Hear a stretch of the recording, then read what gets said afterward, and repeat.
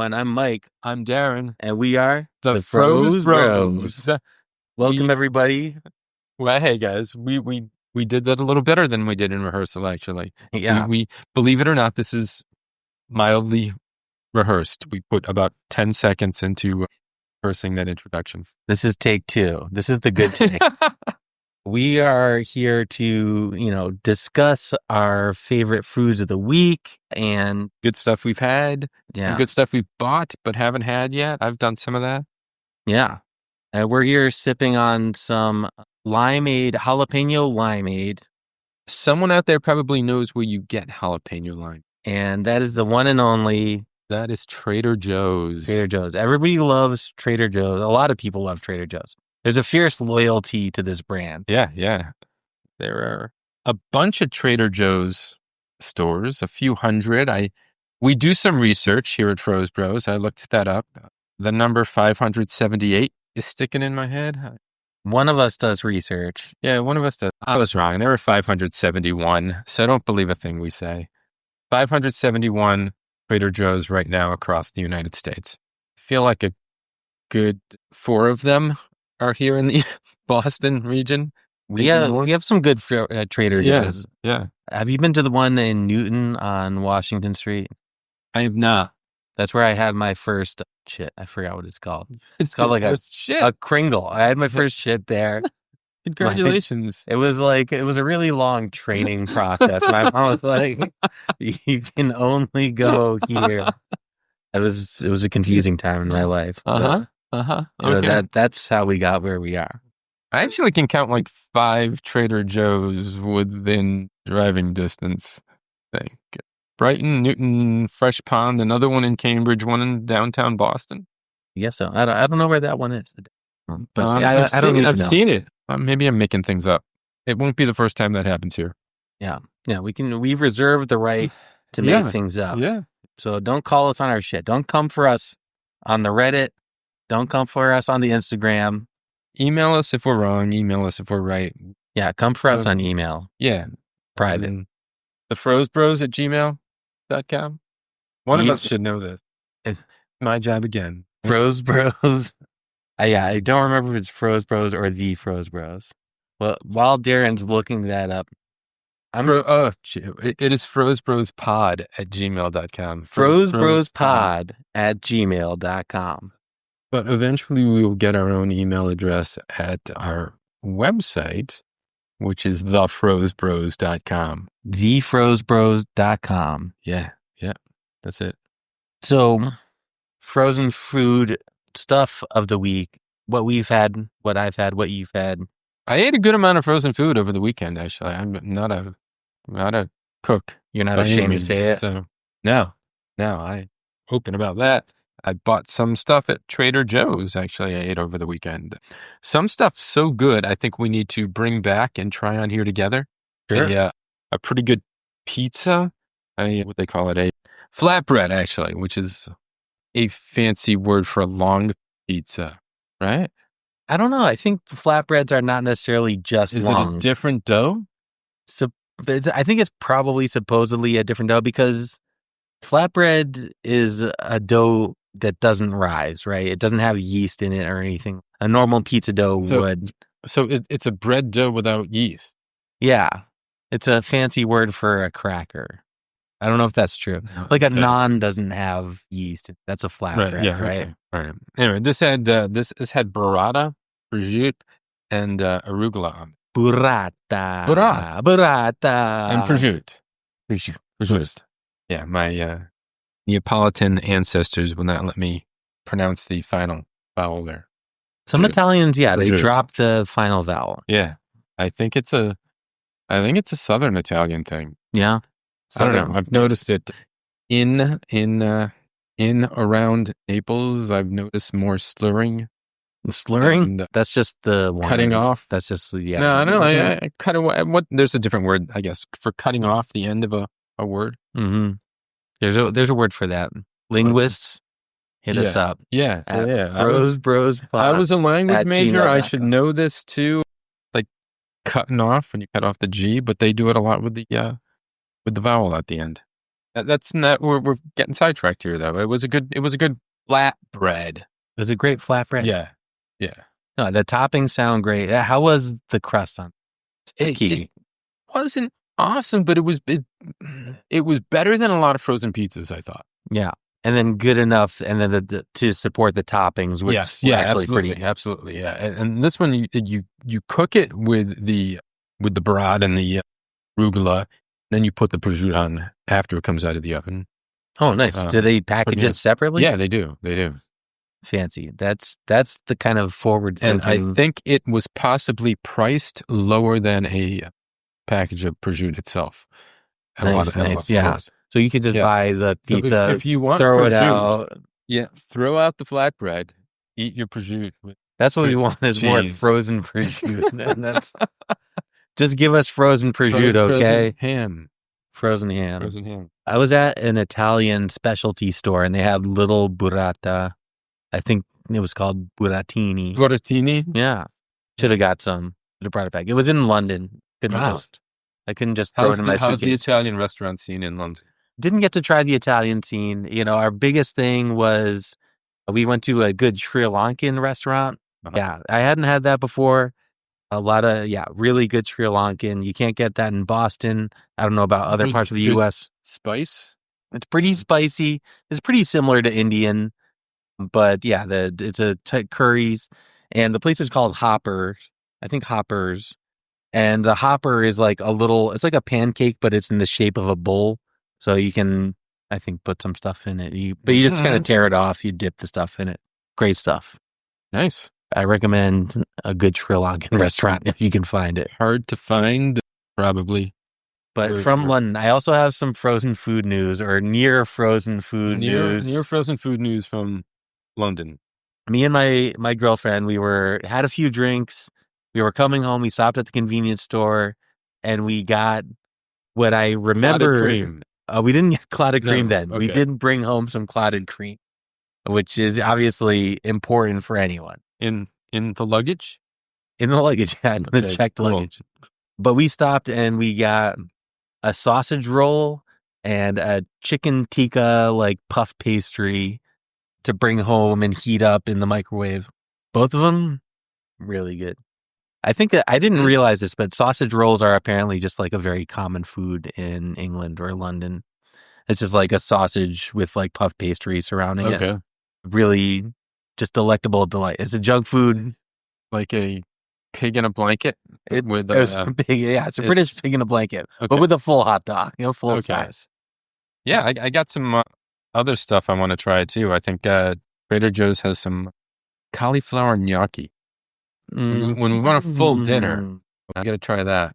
So it's just the gnocchi. It's not like a full meal. The gnocchi is a full meal. Yeah, but you wouldn't just boil up some pasta and be like, hey, here's the pasta. I boiled it for you here. Yeah. What do you want? Well, good gnocchi. You probably saute. You're putting some sauce on it. You're gonna throw in some garlic. Probably. I would. You want what? You want salad with it? Or? I want a salad with it. Okay. Yeah, we're gonna do dinner night, Darren. I don't think we're gonna find a frozen salad. If anyone knows where to find a frozen salad, I'll bring the salad. That way, you've done everything frozen. Mike's got some tomatoes in a bag that are waiting to be eaten. I've been growing tomatoes this summer, but first time. It's very exciting. You just get up every morning, you look at your tomatoes. And you're like, wow, that's tomatoes. I get up every morning and look at my tomatoes too, but I'm not growing any tomatoes. Okay. Not sure where that was going. That fell flat. That's going to happen. I was assuming you were just like talking about your balls or something. That might have been. Okay. Yeah. Okay, good. Yeah. Yep. So I'll bring this out. Just don't worry about that part of it. Wait, but it's just gnocchi. It's just like gnocchi made with some cauliflower. Yes. Yeah. Like instead of potato? I love gnocchi, but now we've made some sort of mental connection between gnocchi and my balls, and I don't know that I'll ever eat them again. You can't. Yeah. Well, we'll see. That episode, we'll have to call back to this and see how you're feeling about it. You already bought these? I did already buy them. All right. Well, we're gonna have to eat them. They're in the freezer. There's nothing to be done about this. So Listeners, tell us what's in your freezer. We want to know too. Email. It is frozebrospod At gmail.com. Yeah, frozebrospod@gmail.com. Both of you who are listening, I could name you. You know who you are. You win. Nice to see you again. I was going for Claire and Max. Okay, yeah. Yeah. So 3. We maybe got 3. Ewan doesn't have to listen because you can just hear us through the door. So Trader Froze. Trader Froze. Yeah, this is a series we're calling Trader Froze. It's where we go to a Trader Joe's together. We browse around. We look for something fun and interesting to try. And their freezer section is pretty awesome.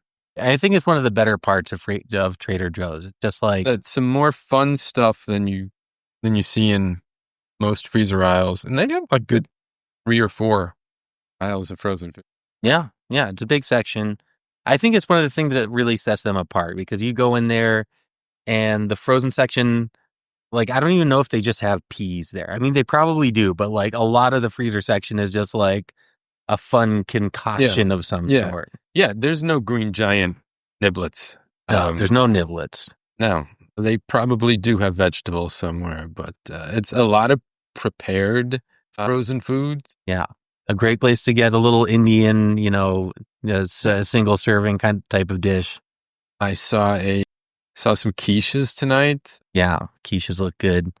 Yeah, some breakfast stuff. We looked at the desserts a lot of fun stuff. Peaches and cream. I want to go back and get that peaches and cream tart. Yeah. Got to get that. I'd have that. With maybe a whiskey sauce. Yeah, sure. We can make that. We'll just whip that one up. That's no big deal. There was another thing there that was like an ice cream sandwich / ice cream dipped bar. So like half of it was like a Dove bar and half of it was an ice cream sandwich. I like that you can get both because like whenever I get a dipped chocolate, like a dipped ice cream bar, I'm like a little disappointed. I want the sandwich. Maybe, you know what? I just prefer ice cream sandwiches. I don't know if I even need this dessert. Do you need the dip? I don't need the dip. But maybe we should just try it. Then we would know for sure. Maybe it's nice. I mean, when you bite into that and you get the crispy chocolate on the outside, it is pretty satisfying. So the sandwich part, the cookie part, does not go into the dip. Doesn't go into the dip. They're separate. It's half sandwich. Yeah, I didn't pay attention to that. There's a little overlap. Yeah. And maybe that's like the real magic. But yet to be seen. In any case, we're getting off topic. The thing we settled on, the creme de la creme. Most fun, most interesting to us. On this particular evening. Was the Trader Joe's, what was it? S'mores brownie bar. S'mores. Originally called some mores. So you see what they did there. Because you always want some more. Some more. Exactly. You know what they say? That's s'more. That's s'more. This actually, I looked up the history of s'mores a little bit, which then leads you, of course, to the history of chocolate, which is tens of thousands of years old. Yeah. Graham crackers and marshmallow. Graham crackers has an interesting history. You've seen this? I have. Yes. Yeah, this is outrageous. Yeah. But the marshmallow goes back to Greeks, Romans, a plant that was also used as a laxative. So if we shut this off suddenly, you'll know why. Yeah. Yep. I mean, that's what better when you're camping in the woods? Yeah. A s'mores and a run to the nearest tree. Yeah, I mean, you want to be regular for sure, but I guess you don't necessarily. Maybe this actually does make sense, right? Because you want to get it all out once you're camping for the night, right? Yeah. So yeah, you don't want to be just like the friend where you're in the middle of a hike. You're like, I've got to take a shit right now. This actually happened to me before. I had never had this problem before, but I had a friend who liked to have a beer when he got to the top of the mountain. So he would hike up with one beer for each person and we would have a beer. This is the first ever time we're hiking down. I'm just like, I have to shit. It's just, there's no way. It's another hour or two towards the bottom. And luckily, one of them had some toilet paper. And so, lean against a tree, do your business. But it was the beer that did that. I feel like it was the beer. Okay. It just it just initiated a process. Could have been 2 hours of moving too. Yeah. When you're when you're 20 years old, you don't think about these things. You just go up a mountain. You don't think about when you're going to have to shit. You can just hold it indefinitely. And now I can't do that. Shame. It is a shame. But yeah, it's not fun to be no, people are just waiting for you. They're just standing there. They're trying to enjoy a nice hike. Waiting for you. They're looking waiting at the for you view. to take a shit. Yeah. They're thinking about it. How could they not be thinking about it? It's not the best. And the graham crackers were invented to curb people's sex drive. Yeah. Yeah, by this minister, some freak named Graham, who named them after himself because they're always narcissists. Yeah. Thought that this ground up cracker would stop people from boinking each other.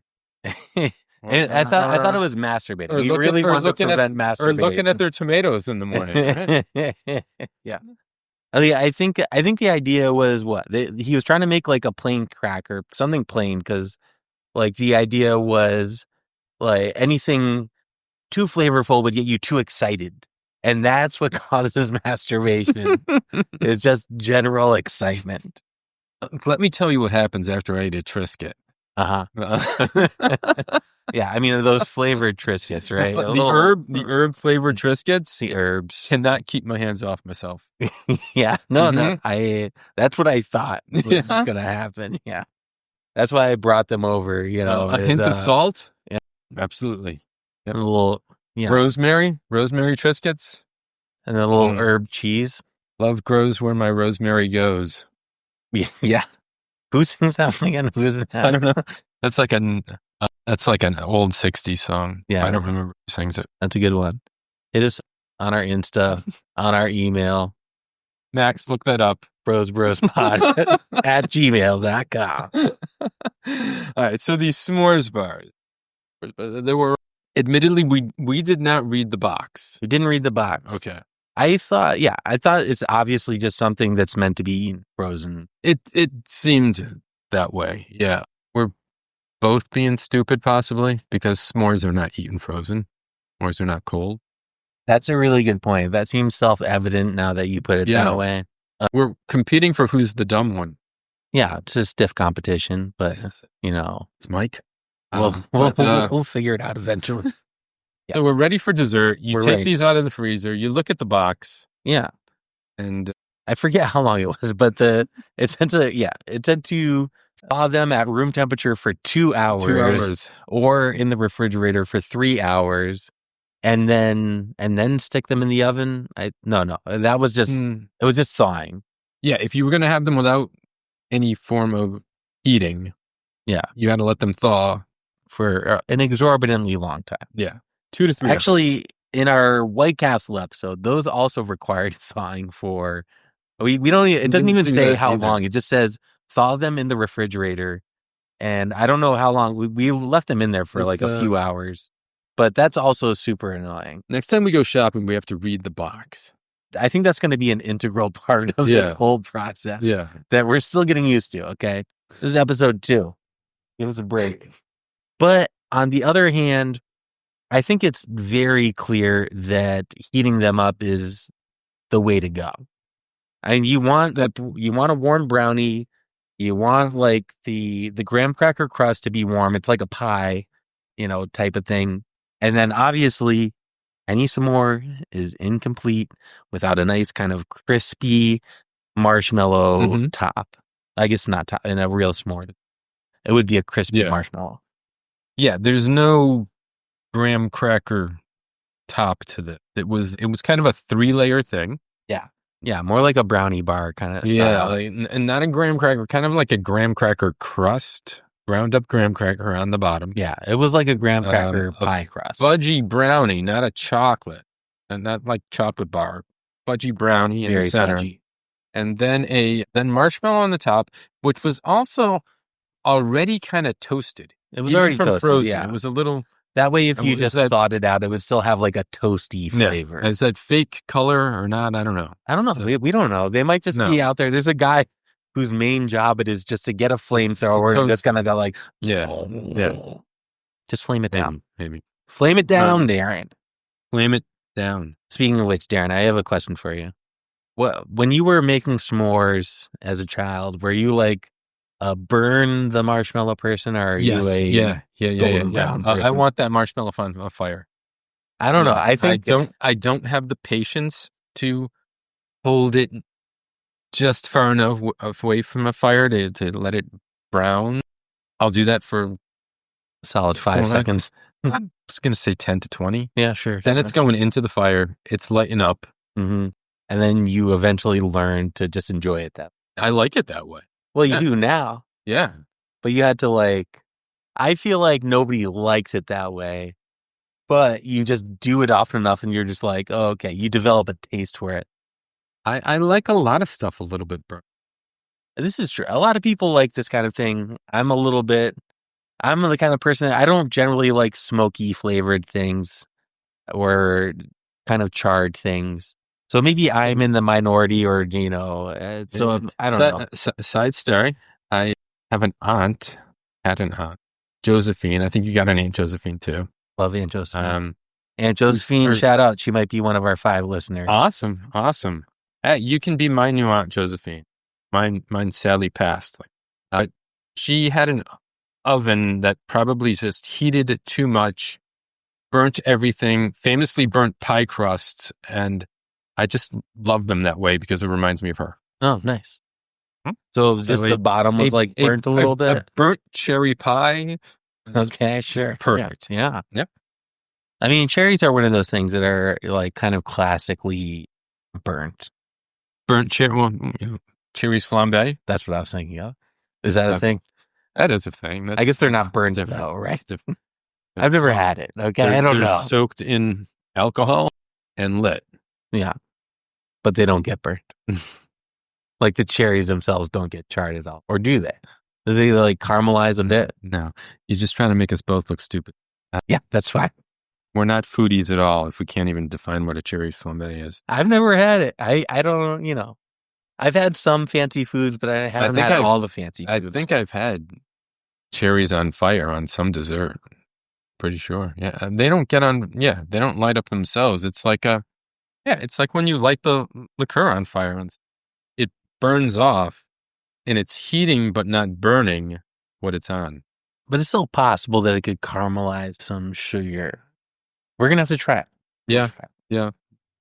Cherries flambe episode, even though it's not frozen. We need a chef. We need a pastry chef and probably a bunch of other cooks too to come join us as a guest.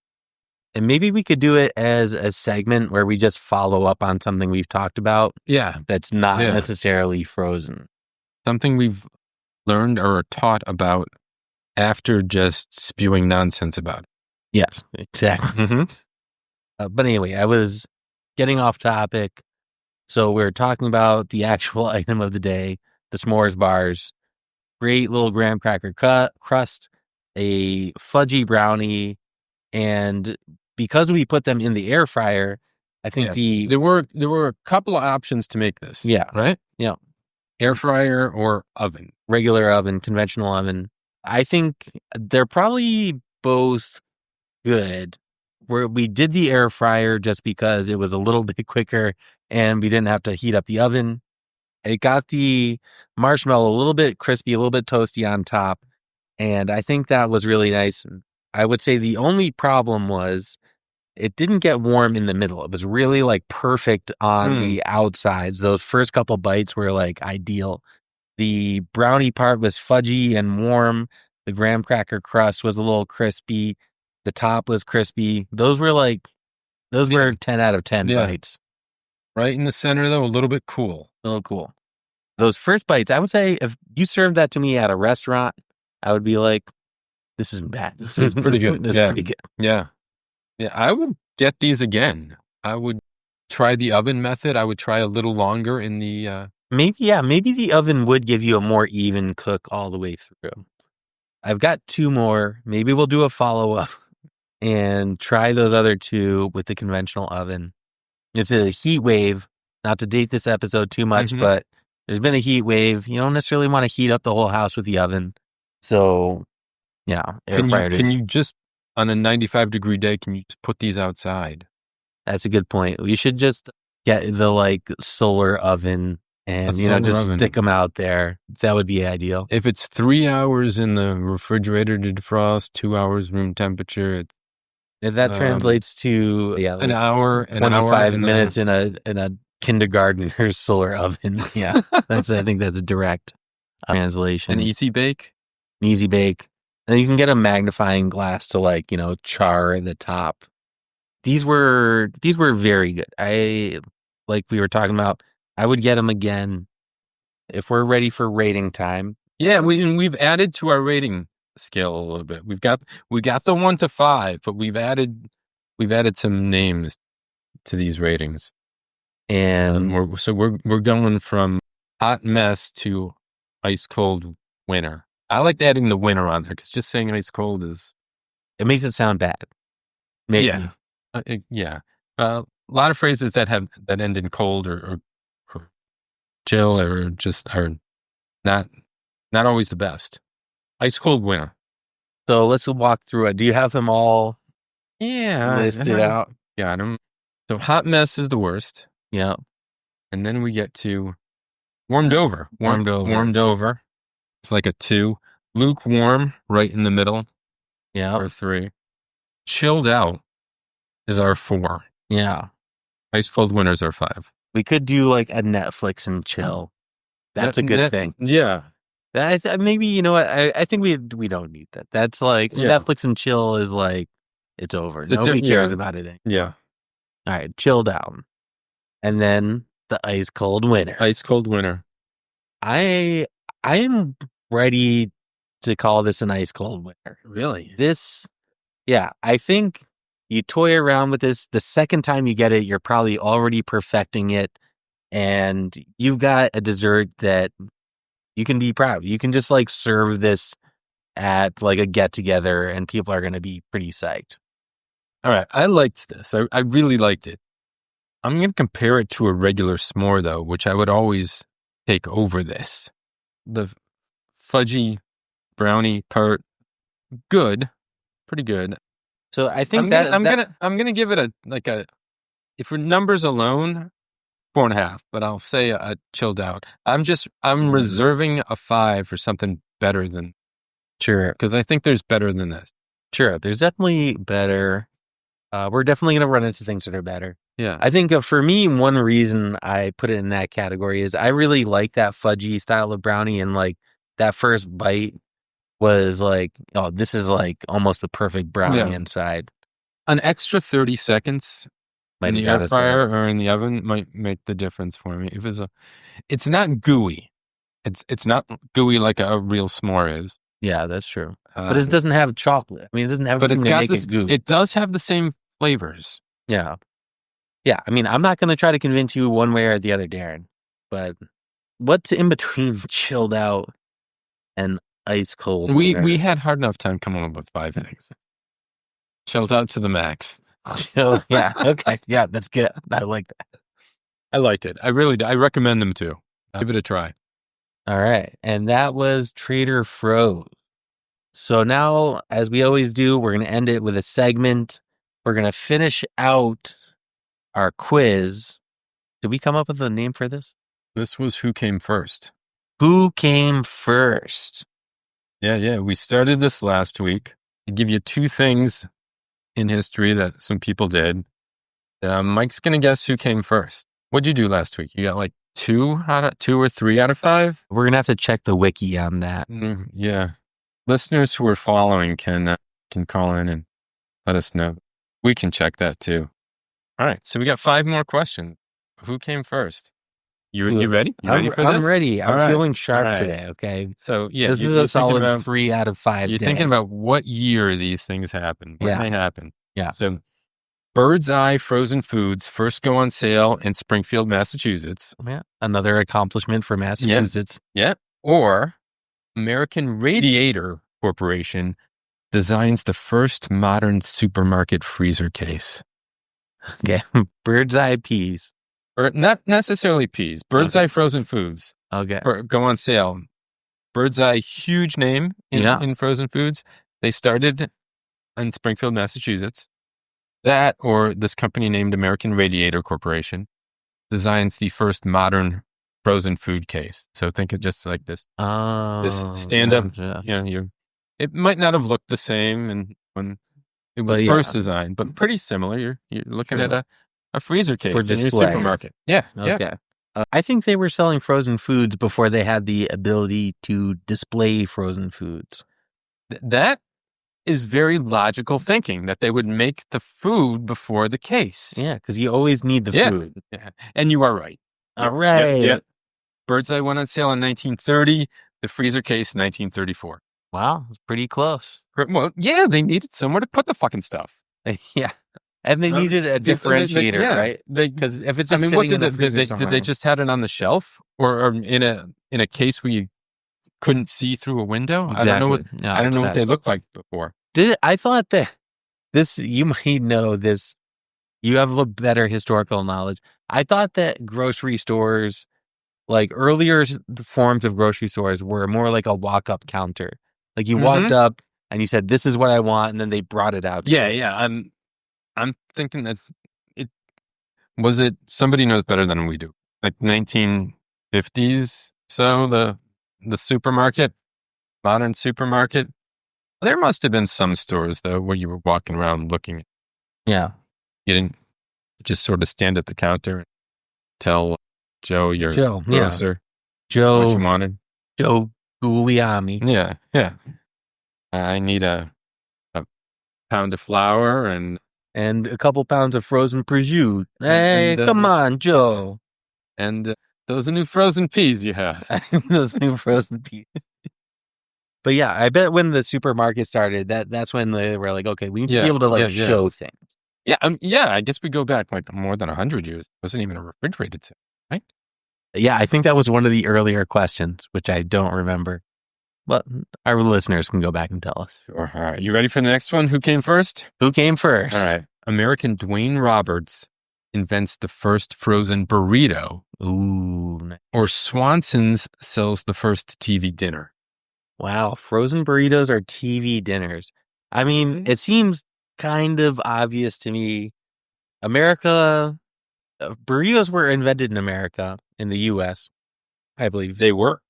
It's not an original Mexican food, but I feel like the TV dinner is more of just like a standard meal that people would be expecting to eat. I think that came along first and the burrito came later because that's seen as Mexican international cuisine. Again, you would think so. Yeah. And your logic wins again this time. So you are 2 for 2 right now. Swanson meals, 1953. The first one was a Thanksgiving dinner. Nice. Your turkey, your cornbread stuffing, some frozen peas and sweet potato. I don't think they were giving you dessert at the time. No dessert yet. Harsh. Yeah. Well, in those days, wait, did you say there was like a squash or something in there? It was sweet potatoes. Sweet potatoes.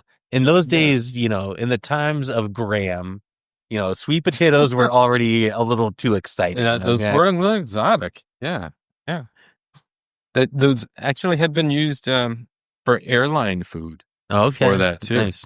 Things like that. But Swanson put them in supermarkets in 1953. The burrito, 1956. Wow, pretty close on its heels. This same guy who invented the frozen burrito sold the first frozen burger patties to McDonald's. Wow. Truly Dwayne Roberts. A great American. Yep. I guess that, that makes sense in this, just in the sense that like the burrito is probably a relatively easy frozen food, right? You have the TV dinners, you have a little thing in each compartment. It's in like a plastic tray. Yeah. That's, you're putting a bunch of stuff together in one separate dishes into one place. And the burrito, you make it, you roll it up, done. Mm-hmm. Only one package. No idea how they warmed these things on a plane in 1953. They had an actual convection gas oven. Did they? I don't know. Yeah. Well, they didn't have microwaves yet. They didn't have microwaves. No. What are you going to do? Maybe they had a solar oven. All right. So you are 2 for 2 so far. Wicked smart. Next two came first. The Celentano brothers of Newark, New Jersey sell the first frozen pizza, or Frank Dorsa of San Jose, California invents Eggo waffle. Frozen pizza or Eggo waffles? Americans love pizza. It's one of our favorite things. I think that they were just like, we want to get this in here as soon as possible. As soon as they were like frozen foods, thought frozen pizza. And people didn't want frozen waffles back then. Because they were like, oh, I can make a waffle. It takes like 30 seconds to just... In the waffle iron. Yeah, you scoop them together. Everyone in America has a waffle iron. Who doesn't have a waffle iron? You make that in the morning, right? Yeah. It is harder to make a pizza than a waffle. Exactly. So I'm going with frozen pizza. You're wrong. Duh. You are wrong on this one. Eggo waffles, 1953. Frank and brothers Anthony and Samuel developed a process for cooking, freezing, and packaging waffles for consumers. It was, you know what it was called at first? Not an Eggo, a froffle. A frozen waffle, a froffle. Yeah, I mean, I got where it came from. People didn't like froffle, I guess. Froffle is fun to say. Froffle. It does have awful in the word. That's its main problem. Yeah, well, so does waffle. That's a great one. I never thought about that. Yeah, we should quit waffles. So 53 for the waffles. The pizza was 57. 1957, wow. Newark, New Jersey. Significant gap. 4 years. For 4 years. I mean, things were moving quickly. Yeah. It took the Italians a little while to get some respect. Joe Guglielmo. He just wasn't up to the task. No disrespect to the Italians. We both got some in it. Yeah. All right. You're 2 for 3. I'm feeling really good. Next two came first. We're jumping ahead a few years. Charles Harper markets healthy choice meals after having a heart attack, or the U.S. Food and Drug Administration approves Chilean sea bass as a new name for Patagonian toothfish. Okay. So I'm not sure how to draw a logical line here. I mean, there's no logic to be found in this one. Two things happened. Heart disease has been a problem in the U.S. for a long time, but making money has always been more important to Americans. So I think it's the marketing issue of the Chilean sea bass. Because my whole life, Chilean sea bass is like people are just like, oh, I can't get enough of this Chilean sea bass. Your whole life of Chilean sea bass. Yeah, I think so. You apparently don't remember being very young, because Chilean sea bass was not named that until 1994. Well, we weren't going out to nice restaurants. You weren't going for the Chilean sea bass kids meal. Yeah. And Healthy Choice, 1989. Healthy Choice came first in 89, and Patagonian toothfish was renamed Chilean sea bass in 94. Wow, I'm shocked. That's okay. I guess, people weren't as concerned about no one's buying toothfish, though. Nobody wants a toothfish. You're not getting that on the menu of a nice restaurant. Yeah. What am I just going to eat a bunch of teeth? Yeah. Can I recommend the toothfish tonight? Yeah. My teeth can't just eat other teeth. Bet. With a nice gnocchi on the side. Yeah. Just make it out of mostly cauliflower. That might have been off mic. That'll come back. So you're now 2 for 4. Last question. So this determines how you end up for this whole quiz. I can come back. We got a famous name in frozen foods right now. Marie Callender. Ooh. Marie Callender, famed maker of pies and other frozen meals, dies in California. Or the National Frozen and Refrigerated Foods Association establishes the Frozen Food Hall of Fame. Who came first? Marie Callender kicks it, or this Frozen Food Association establishes a Hall of Fame? I have no idea when Marie Callender The door died, right? Yeah. Did you know she was real? I'm pretty sure Okay. the Doughboys did an episode on Marie real. Callender. It was real. And I probably heard a spiel about it. Yeah, there was a restaurant. I think we don't have them out east here, but I Yeah. think there are Marie Callender's restaurants. There still are some restaurants. I think it's, reducing in number, but still existing as of the time of this record. I'm gonna, on the last question I was saying, people are very concerned about the money and the marketing. And I feel like the Frozen Food Hall of Fame is really like a marketing ploy. Mm-hmm. Is it a marketing ploy? Nobody knows about it. Yeah, nobody knows about it. I didn't know. We have a Frozen Food podcast. You don't see commercials for just generic frozen food brought to you by the people who make frozen food like you do for what? Like who does it? Like the chicken, wheat, corn, or so I'm gonna go with Marie Callender kicks it. I think first. Yeah. All right. Yeah. So you have no idea when she lived. I feel like it's the 70s. Marie Callender was born in 1907. Wow. She lived to 1995. Jesus Christ. Yeah, more recently than I realized, too. She, her family helped build her up to this pie making business. She had restaurants and name was sold, then became Frozen Foods, but still, big name in Frozen Foods. 95, she died. The Frozen Food Hall of Fame was established by the Distinguished Order of Xerocrats, according to the National Frozen Refrigerated Food Association in 1990, 5 years before Marie died.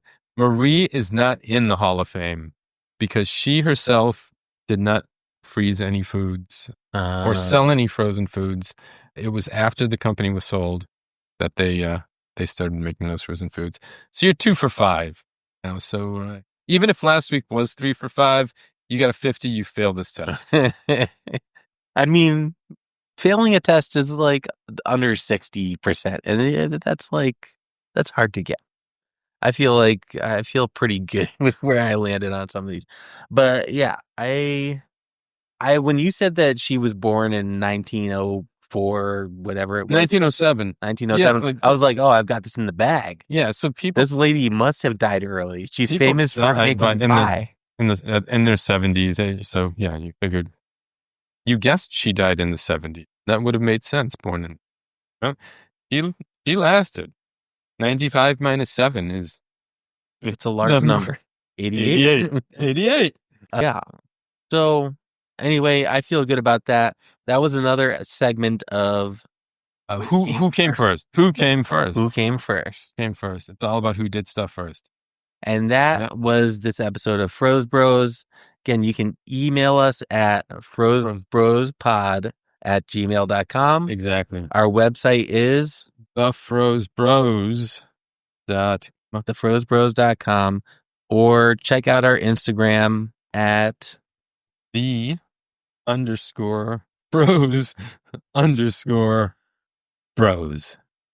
At _Froze_Bros. Just go to thefrozebros.com and you can find all of this. It's all going to be linked. Thefrozebros.com. All right. So hit us up and we will see you next week. We are the Froze Bros.